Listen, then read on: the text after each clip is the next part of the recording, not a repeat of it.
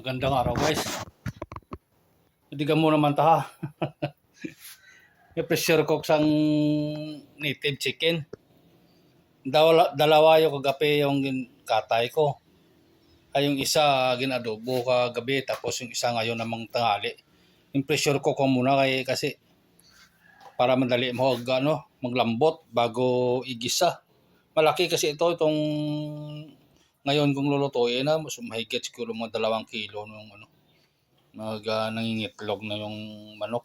Ito i-pressure ko muna to para so ilaga ko muna pa lambutin muna siya,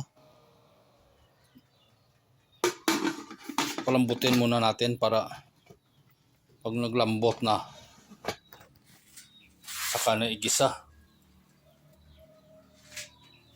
Dalawa yung kahapon ng kinatay ko kasi ayaw nila ng isa, bitin daw. Pero isa lang kahapon yung niluto na para sa gabi na adobo. Ngayon lutuin naman yun. May bunga na ngayong talong ko ha. So, nasa paso tong talong ko. Mga bunga na ha. Nasa paso to eh. Mga bunga na yung sa paso.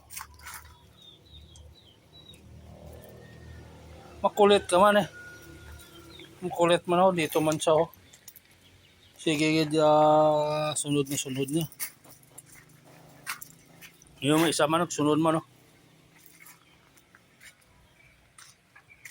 Sunod eh. Hindi ka muna man ta para sa panyaga ta ha. Oh, kita mo basa yung kuan ko eh. Aga pa doon sa likod kanina naglinis ah. Yung basura ta hindi ko pa nasugaan. Yun. Ano ka sunod ako.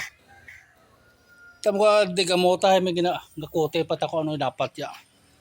Kutihon tayo ara naman sa naduwa sunod sanda ha. Miligda yung sanda siya. Oh. Kasi wet-weta yung taga-massage ko ha. Nawala sunod ka. Nara na sunod naman yung isa ha. Ako lang binabantayan da. Ara sanda wala to. Dito sila lahat. Ako lang naman nabantayan nyo eh. Ako lang yung binabantayan da ha. Yung mga alaga natin. Wala nabantayan da. Oh. Wala yung mga alaga na. Kaya manok ka. Kaya sila tanan na.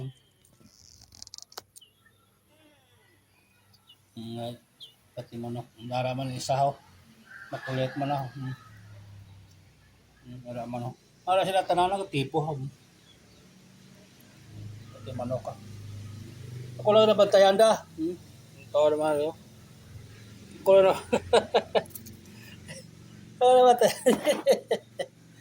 Oh, ay, natawa yung tsura nyo. Ako lang nabantayan nyo. Ako lang nabantayan nyo. Kung diin ko, dito man sila. Makukulit yung mga alaga ko. Kung saan ako pumunta, doon man sila. Sunod na sunod dyan. Tingnan mo yung isa. Oo. Dito pala yan. Dito wala yung ugali nyo. Sunod ng sunod.